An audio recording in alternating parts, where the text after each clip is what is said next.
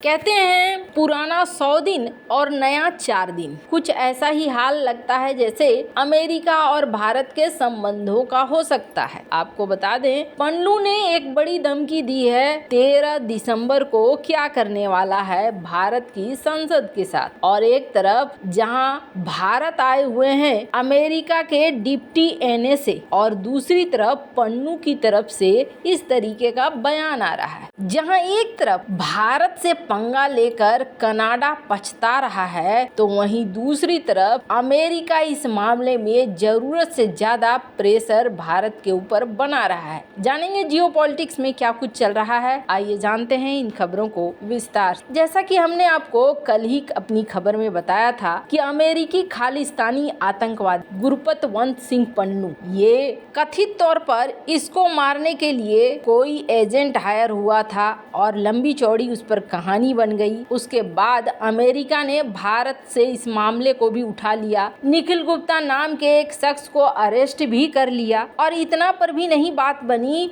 भारत ने कहा कि ठीक है, हम इस मामले की जांच करेंगे। तो अमेरिका ने अपने डिप्टी एनएसए को भेज दिया, जाओ देखो भारत जांच करता है कि नहीं करता है। डिप्टी एनएसए भारत आए, भारत में मुलाकात हुई और मुलाकात होने के बाद तब इन्होंने बोला कि हाँ जी हाँ, भारत ने एक समिति बनाई है और भारत समिति बनाकर काम कर रहा है, तो ऐसे में जांच चल रहा है। अब इसके बाद भी चीजें रुकी नहीं और अमेरिका की तरफ से कहा गया कि हम जांच के रिजल्ट का इंतजार करेंगे। मतलब भारत के ऊपर अमेरिका एक दबाव बनाना चाहता है इस क्षेत्र में। और दूसरी बड़ी बात, क्या अमेरिका खालिस्तान के आतंकवादियों को बचाना भी चाहता है? ऐसा क्यों कहा जा रहा है? तो अभी की जो घटना हुई है ना, ये घटना एकदम से खुल्लम खुल्ला हुई है, इसलिए इस बात को लेकर ज्यादा जोर दिया जा रहा है कि अमेरिका चाहता क्या है। दरअसल खालिस्तानी आतंकवादी पन्नू की संसद पर हमले की एक धमकी आई है और इसने दिल्ली पुलिस को अलर्ट पर कर दिया है। आपको बता दें, दिल्ली पुलिस अलर्ट पे आ गई है क्योंकि इसने क्या कहा है, इसने कहा है 13 दिसंबर को संसद की नींव हिला देंगे। ये धमकी भरा एक वीडियो जारी किया है। अब संसद की नींव हिला देंगे, इसके साथ ही उसने जो तस्वीर लगाई है उस तस्वीर में अफजल गुरु है। अब अफजल गुरु 2001 और 13 दिसंबर का क्या कनेक्शन है, तो आपको बता दें, हमले की बरसी है 13 दिसंबर को। 2001 में हमला हुआ था और इस हमले में कई सारे लोग ऐसे भी थे जिन्होंने अपनी जान दी थी, जो गार्ड वगैरह थे। अब जरा सोचिए, जिस तरीके से 2001 में संसद के अंदर बहस चल रही थी, नेता आपस में झगड़ रहे थे, यानी कि जो बातचीत का तरीका होता है वो वैसे ही झगड़ते रहते हैं संसद में, तो वो झगड़ा वगड़ा चल रहा था। अब जरा सोचिए, अगर ये आतंकी घुस जाते और घुस कर 2-4 को टपका देते, नेताओं पर गोलियां चलाना शुरू कर देते, तो फिर क्या माहौल बनता? क्या भारत पाकिस्तान के बीच में युद्ध जैसी बात नहीं हो जाती? 2001 में लेकिन जो गार्ड थे बाहर, उन्होंने हिम्मत दिखाई और उन्होंने इनसे लड़ाई करी और इस हमले को नाकाम किया। नाकाम होने के बाद ये हमला भारत और पाकिस्तान के बॉर्डर पर एक लंबा स्टैंड ऑफ हुआ, लेकिन आपको बता दें, लड़ाई नहीं हुई और भारत ने कुछ एक्शन नहीं लिया। काफी देर तक खड़े रहने के बाद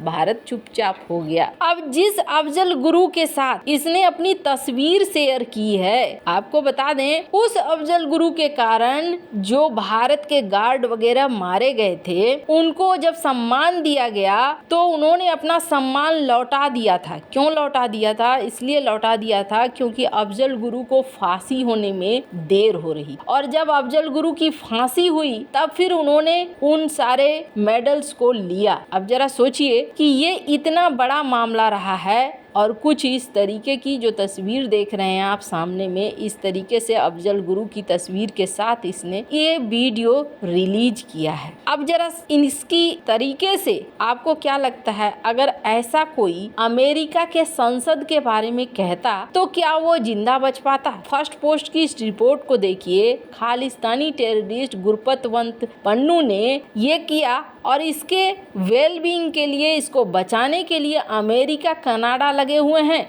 जो भारत की संसद को उड़ाना चाहता है। ये सबसे बड़ा सवाल उत्पन्न होता है, यानी कि आप करना क्या चाहते हैं। और आपको बता दूं, ये जो केस फाइल किया गया है ना भारत के खिलाफ, ये केस फाइल किसके द्वारा किया गया है? ये है डेमियन विलियम्स, इसके द्वारा फाइल किया गया है। ये कई हाई प्रोफाइल केस लड़ चुका है और ये बंदा यूएस गवर्नमेंट के टॉप के अटॉर्नी में आता है, जिसे बाइडेन द्वारा 2021 में नियुक्त किया गया है। खैर, सवाल ये उठता है कि इन सारे तथ्यों के बीच में ये बंदा इस तरीके से वीडियो रिलीज कर रहा है। अब देखना ये होगा कि अमेरिका क्या कहता है, क्योंकि एक मुद्दे को आप गंभीरता से लेते हैं तो दूसरे मुद्दे को भी आपको गंभीरता से लेना चाहिए। खैर, जहां एक तरफ ये सब कुछ हो रहा है तो वहीं दूसरी तरफ ऐसा लगता है जैसे कनाडा को अब भारत सबक सिखा रहा है। क्यों सबक सिखा रहा है? तो कनाडा ने जिस तरीके से भारत से पंगे लिए, कनाडा एक ऐसा जगह बन गया है जहां भारतीय जाते हैं तो उनका ब्रेन वॉश करने का काम होता है, खालिस्तानी आतंकियों को खड़ा करने का काम आता है। अब सीन क्या हो गया है आपको बता दें, स्क्रीन पर आप देख सकते हैं कितना जोरदार झटका लगा है कनाडा को। 40% तक भारतीय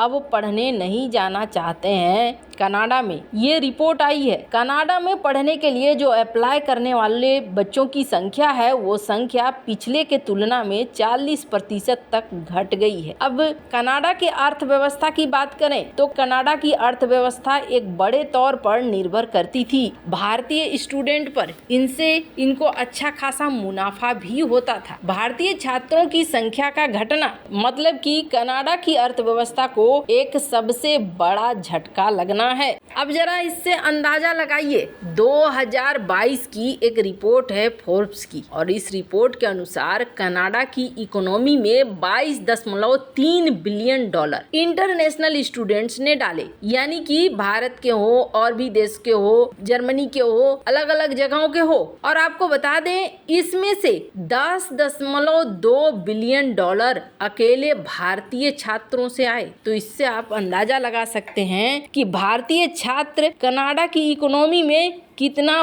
बड़ा मदद कर रहे थे। और कमाल की बात यह है कि कनाडा में जो संख्या घट रही है, आप देखेंगे वो संख्या अमेरिका जैसे देशों में बढ़ती हुई नजर आ रही है। और ये सब कुछ क्यों हो रहा है? क्योंकि कनाडा ने आवेश में आकर भारत के साथ निज्जर वाला मामला उठाया, बिना सोचे समझे, बिना डिप्लोमेटिक तौर पर समझे हुए कि इसका क्या असर होगा। और उसके बाद से भारत और कनाडा के संबंध खराब ही होते जा रहे हैं। वैसे इन सब मामले में आपकी क्या राय है? कमेंट कर जरूर बताएं। जल्द मिलते हैं अगले वीडियो में नई खबर के साथ।